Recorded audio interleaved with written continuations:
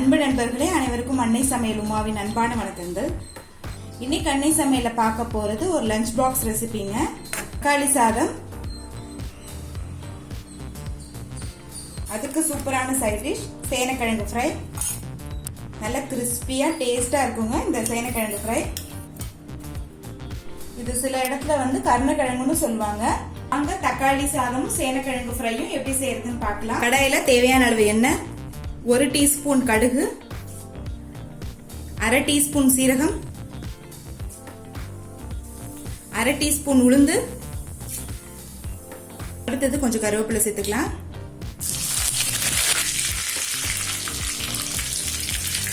பொடியா நறுக்கின இஞ்சி, பொடியா நறுக்கின பூண்டு, 10 பல் பூண்டு எடுத்திருக்கேங்க.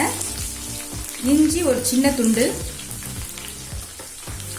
இஞ்சி பூண்டு பேஸ்டா போடுறதை விட பொடியா நறுக்கி போட்டீங்கன்னா டேஸ்ட் ரொம்ப நல்லா இருக்கும். நீங்க விருப்பப்பட்டீங்கன்னா இஞ்சி பூண்டு பேஸ்டா போட்டுக்கலாம். வெங்காயம் போடுறதுக்கு முன்னாடி இஞ்சி பூண்டு இப்படி போட்டீங்கன்னா சீக்கிரம் வதங்கிடும். அடுத்து 2 வெங்காயம் சேர்த்துக்கலாம்.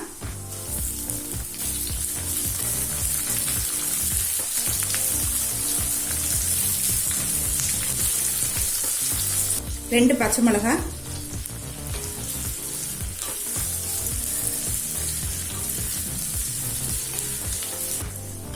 இப்ப வெங்காயம் நல்லா வதங்கிடுச்சுங்க. அடுத்தது 3 தக்காளி சேர்த்துக்கலாம்.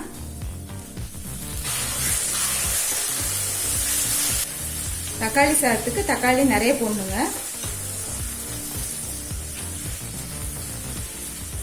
பெரிய தக்காளியா இருக்கனால நான் 3 போட்டிருக்கேன். சின்ன தக்காளியா இருந்தா 4 போட்டுக்கோங்க. தேவையான அளவு உப்பு. இப்ப தக்காளி நல்லா வதங்கிடுச்சுங்க. அடுத்தது 1/4 டீஸ்பூன் மஞ்சள் தூள், 1/2 டீஸ்பூன் மிளகாய் தூள், 1 டீஸ்பூன் குழம்பு மிளகாய் தூள், 1/2 டீஸ்பூன் கரம் மசாலா. கரம் மசாலா சேர்க்கறது ஆப்ஷனல் தாங்க. கரம் மசாலா சேர்த்தீங்கன்னா தக்காளி சாதம் டேஸ்ட் ரொம்ப நல்லா இருக்கும். இந்த தக்காளி சாதத்துக்கு தனியாத்தூள் சேர்க்க தேவையில்லைங்க. அதுக்கு பதிலாக தான் குழம்பு மிளகாய் தூள் போடுறோம்.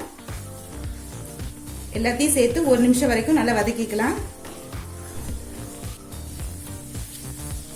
இப்போ 1 நிமிஷம் வரைக்கும் நல்லா வதக்கியாச்சு. எண்ணெயும் நல்லா பிரிஞ்சு வந்துருச்சு. அடுத்தது 2 கப் சாதத்தை சேர்த்துக்கலாங்க. பச்சரிசி எடுத்திருக்கேங்க. நீங்க விருப்பப்பட்டீங்கன்னா எந்த அரிசி வேணா போட்டுக்கலாம். கொஞ்சமா கொத்தமல்லி சேர்த்துக்கலாம். நல்லா மிக்ஸ் பண்ணிடுங்க.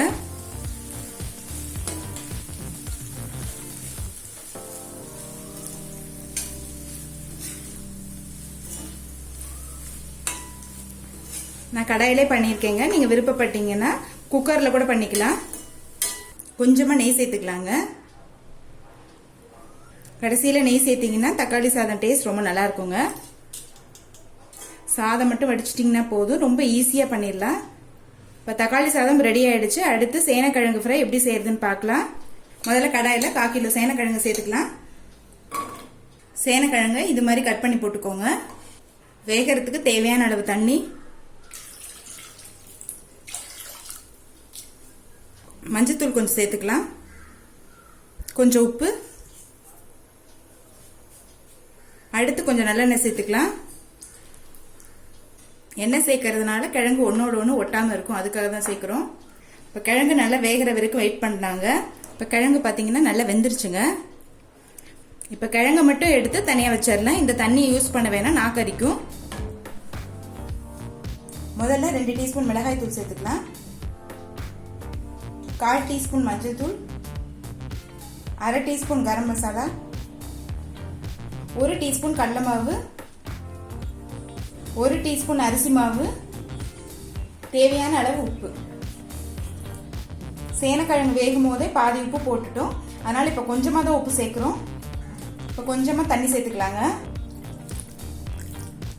எல்லாத்தையும் நல்லா மிக்ஸ் பண்ணிடலாம். வேக வச்ச சேனக்கிழங்கு இதில் சேர்த்துக்கலாங்க. இப்போ எல்லாத்தையும் நல்லா மிக்ஸ் பண்ணிடலாம். இப்போ எல்லாத்தையும் நல்லா மிக்ஸ் பண்ணியாச்சு. இப்போ ஃப்ரை பண்ண ஆரம்பிச்சிடலாம். இப்போ தோசைக்கல்ல தேவையான அளவு எண்ணெய், இப்போ பெசரி வச்சிருக்க சேனக்கிழங்கு இதில் சேர்த்துக்கலாங்க.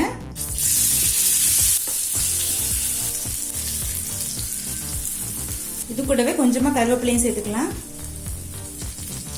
ஸ்லோலே வச்சு சேனக்கிழங்கு பொரிங்க. தோசைக்கல்ல பண்ணீங்கன்னா சேனக்கிழங்கு நல்லா கிறிஸ்பியா இருக்கும்.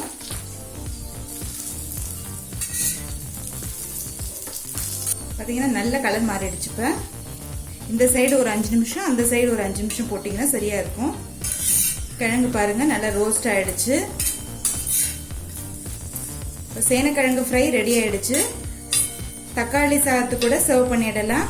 இப்போ சுவையான தக்காளி சாதம் ரெடி ஆயிடுச்சுங்க. அதுக்கு சூப்பரான சைட் டிஷ் சேனக்கிழங்கும் ரெடி ஆயிடுச்சு. தக்காளி சாதத்தையும் சேனக்கிழங்கு ஃப்ரையும் ட்ரை பண்ணி பாருங்க, கண்டிப்பா உங்களுக்கே பிடிக்கும். ரெசிபி பிடிச்சிருந்ததுன்னா வீடியோவை லைக் பண்ணுங்க, கமெண்ட் பண்ணுங்க, ஷேர் பண்ணுங்க. இது வரைக்கும் அன்னை சமையல் சேனலை சப்ஸ்கிரைப் பண்ணலன்னா சப்ஸ்கிரைப் பண்ணுங்க. தேங்க்யூ.